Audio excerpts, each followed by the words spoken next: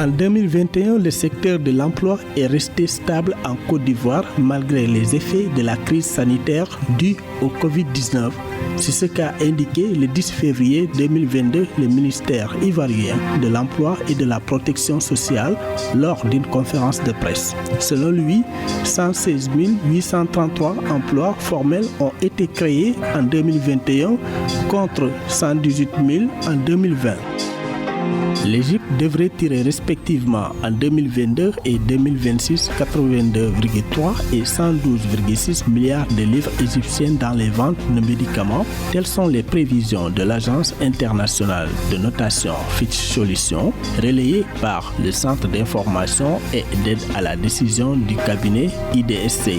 Selon l'IDSC, les ventes devraient en effet croître de 6,6% en 2022 et de 8,6% en 2026.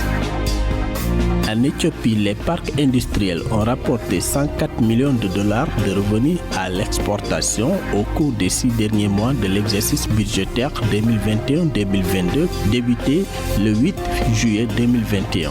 D'après l'Ethiopian Industrial Park Development Corporation, ce montant représente une hausse de 25% comparé à la même période de l'année budgétaire précédente.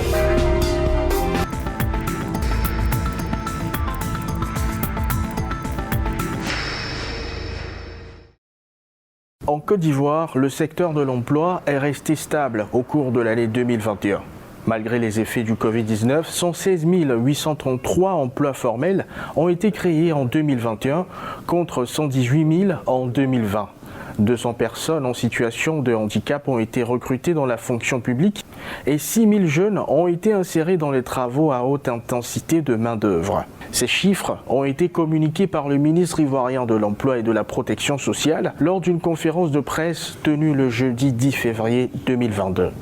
Au nom de la solidarité gouvernementale, le ministre Touré Mamadou et moi, constamment, et certains journalistes le savent, constamment, nous avons des rencontres pour avoir une vue holistique sur la question de l'emploi en Côte d'Ivoire. Volet jeunes, volet non jeunes. Donc ce sont des sujets qui nous préoccupent et qui préoccupent tout le gouvernement. Le Premier ministre, à tout moment, nous interpelle sur les diligences, sur l'accélération des diligences pour permettre à beaucoup de jeunes d'accéder à des emplois. Cette conférence a été l'occasion de revenir sur le constat par les jeunes de l'absence d'une passation entre les seniors et les jeunes diplômés en quête d'emploi. Une situation qui, selon des observateurs, a pour effet d'amoindrir les chances de recrutement de la nouvelle génération.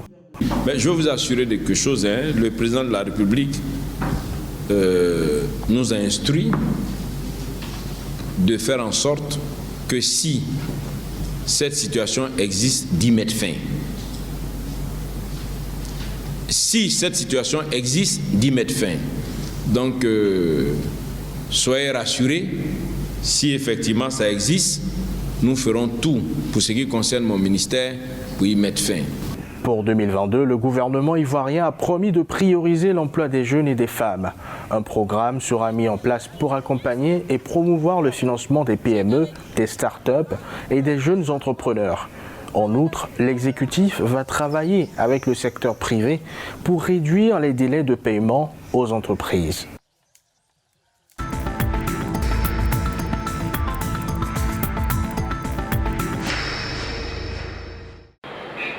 En Égypte, les ventes de médicaments devraient croître de 6,6% en 2022. C'est ce qu'a annoncé samedi 12 février 2022 le Centre d'information et d'aide à la décision du cabinet IDSC.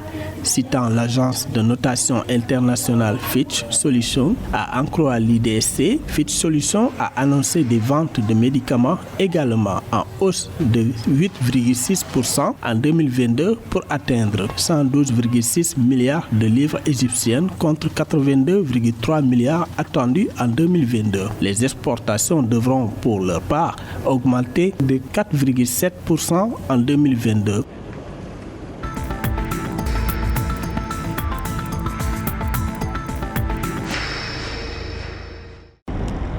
Au cours des 6 derniers mois de l'exercice budgétaire 2021-2022 en cours, Les parcs industriels ont généré en Éthiopie 104 millions de dollars de recettes d'exportation. C'est ce qu'a déclaré Enoch Asra, directeur des communications à l'Ethiopian Industrial Park Development Corporation.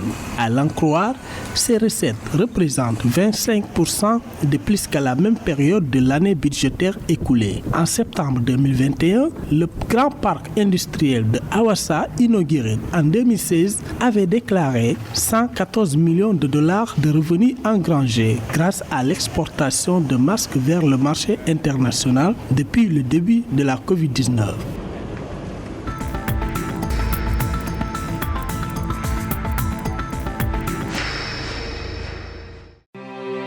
En 2021, la Direction générale des impôts de la République démocratique du Congo a réalisé environ 2,4 milliards de dollars de recettes contre 2,29 milliards de dollars prévus initialement. Il s'agit d'un pic jamais enregistré dans l'histoire des régies financières congolaises, d'après ce qu'ont indiqué les responsables de la structure publique. Ces recettes représentent un tiers du budget de l'État. Selon Barnabé Moukhadi Mouhamba, son directeur général, cette performance résulte d'une stratégie mise en place à la mi-2020 par les autorités et qui a fait la part belle au recouvrement de la TVA. En 2022, le gouvernement de la RD Congo espère atteindre plus de 3 milliards de dollars de recettes.